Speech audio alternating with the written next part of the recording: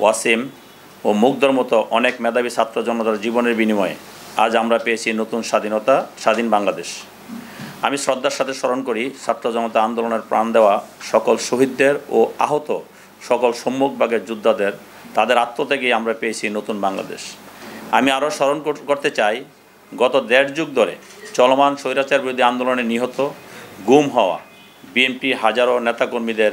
তারা জীবন দিয়ে এই আন্দোলনের পটভূমি রচনা করে গেছেন।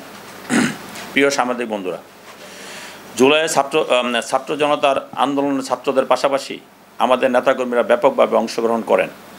আন্দোলন চলাকালে গত 18 জুলাই উত্তরা থেকে ডিবি পুলিশ আমাকে গ্রেপ্তার করে, নির্মমভাবে অত্যাচার করে।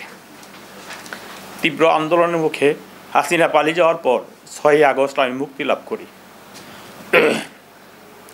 স্বৈরশাসনের অত্যাচারে জর্জরিত সকল শ্রেণী পেশার মানুষ বৈষম্য বিরোধী আন্দোলনে রাস্তায় নেমে আসার কারণে সফলতার মুখ দেখতে পেয়েছেন। এই আন্দোলনের মূল চাবিকাঠি ছিল বৈষম্যহীন এক পরিবর্তিত নতুন বাংলাদেশ। এই পরিবর্তন হলো গত 16 বছরের জুলুম, অত্যাচার, চাঁদাবাজি, জবরদখলের পরিবর্তন, স্বৈরশাসন পরিবর্তন। 5ই আগস্টের পর থেকে বিএনপির ভারপ্রাপ্ত চেয়ারম্যান সারা দেশে নেতাকর্মীদের কঠোর নির্দেশনা প্রদান করেছেন। আপনারা লক্ষ্য করে থাকবেন, যারা এই নির্দেশনা অমান্য করে অসাধু কার্যে লিপ্ত হয়েছেন তাদেরকে দলীয়ভাবে বহিষ্কার, পদস্থগিত, কমিটি বাতিল সহ নানা রকম সাংগঠনিক শাস্তি প্রদান করা হয়েছে এবং তা চলমান রয়েছে। প্রিয় সাংবাদিক বন্ধুগণ, আপনারা সকলে জানেন এই ঢাকা 18 আসনে গত 2 যুগেরও বেশি সময় ধরে আমি বিএনপিকে সুসংগঠিত করতে নিরলসভাবে কাজ করে যাচ্ছি। তারই ফলশ্রুতিতে আমাকে গত উপনির্বাচনে ধানের শেষে প্রতিনিধি হিসাবে মনোনয়ন প্রদান করেছেন। স্বাভাবিকভাবেই আমার সাথে হাজারো নেতাকর্মীর যোগাযোগ রেখে দলীয় কার্যক্রম পরিচালনা করে আমি গতকাল থেকে লক্ষ্য করেছি 2-3টি খবরের কাগজে উত্তরা চাঁদাবাজি, দখলবাজি, কাল্পনিক ঘটনা উল্লেখ করে প্রতিবেদন প্রকাশ করেছে। দুর্ভাগ্যজনকভাবে সেখানে আমার নামটা জড়ানো হয়েছে, যা খুবই দুঃখজনক, অসত্য ও ভিত্তিহীন।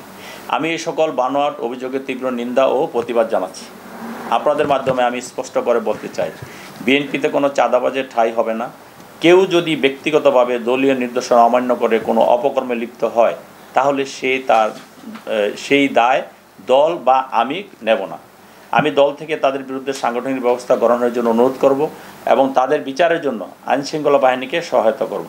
উল্লেখ্য, গত 6 আগস্টের পর থেকে ঢাকা 18 আসনে আইনশৃঙ্খলা পরিস্থিতি স্বাভাবিক রাখার লক্ষ্যে সেনাবাহিনী সহ অন্যান্য বাহিনীর সাথে সশরীরে উপস্থিত হয়ে তাদেরকে সহযোগিতা প্রদান করে আসছি।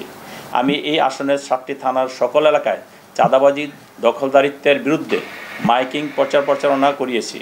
আপনারা লক্ষ্য করে দেখবেন, আমার সামাজিক যোগাযোগ মাধ্যমে একাধিকবার নেতাকর্মীদের সোচ্চার করেছি, জনসাধারণের সেনা ক্যাম্পে অভিযোগ নম্বর প্রদান করেছি। প্রিয় সাংবাদিকগণ, উত্তরস্থ আবদুল্লাপুরের প্রাণের বাংলাদেশ নামক পত্রিকা অফিস উচ্ছেদ ও লুটতরাজের যে অভিযোগ আনা হয়েছে সেই বিষয়ে আমি মোটেই অবগত ছিলাম না। আমি উক্ত ঘটনা জানার পর অভিযোগকারী পত্রিকার ভারপ্রাপ্ত সম্পাদক ও অভিযুক্ত মিলনকে ডেকে এনে বিষয়টি জানার চেষ্টা করি। পরবর্তীতে আমি খবর পাই তারা নিজেরা দুপক্ষে বসে বিষয়টি মীমাংসা করেছেন। উল্লেখ্য, ওই অফিসটি দীর্ঘদিন বিএনপির স্থানীয় কার্যালয় হিসেবে পরিচিত ছিল। আমি টাইমটা বলতেছি, 91 সন থেকে 2008 পর্যন্ত ওই অফিসটা বিএনপির স্থানীয় কার্যালয় ছিল। 2008 থেকে আওয়ামী লীগ সেটা দখল করে নেয়। আওয়ামী লীগ দখল করার পরে 5ই আগস্টের পরে যখন বাংলাদেশ আবার নতুন করে স্বাধীন হলো, তারপরে এরপর আওয়ামী লীগ ক্ষমতায় আসার পর সেটি দখল করে তারা আওয়ামী লীগের কার্যালয় হিসেবে ব্যবহার করে। আমি প্রাণের বাংলাদেশ পত্রিকা প্রতিনিধির কাছে জানতে পারি গত 5ই আগস্টের হতে উক্ত অফিসটি তারা ব্যবহার করতে শুরু করেছে।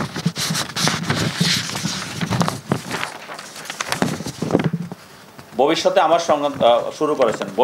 আমার সংক্রান্ত কোনো প্রকার সংবাদ প্রচার করবে সেটা সত্যতা যাচাই করে নেওয়ার জন্য আপনাদের নিকট বিনীত অনুরোধ রইল। আপনারা নিশ্চয়ই জানেন, কোনো ব্যক্তির বিরুদ্ধে অসত্য সংবাদ প্রচার করলে তার ব্যক্তিগত ও সামাজিক মর্যাদা ক্ষুণ্ণ হয়।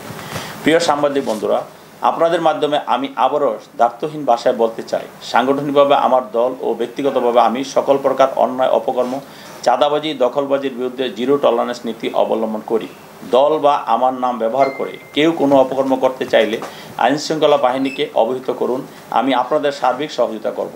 আমি আপনাদের মাধ্যমে ঢাকা 18 আসনবাসীকে নিশ্চিত করতে চাই, ঢাকা 18 আসন হবে মাদক, চাঁদাবাজি, দখলমুক্ত ও দুর্নীতিমুক্ত।